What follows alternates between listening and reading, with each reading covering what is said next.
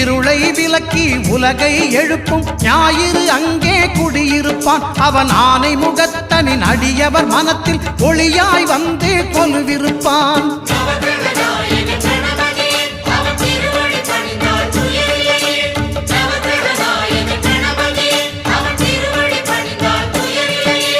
ஒன்பது கோளும் ஒன்றாய் காண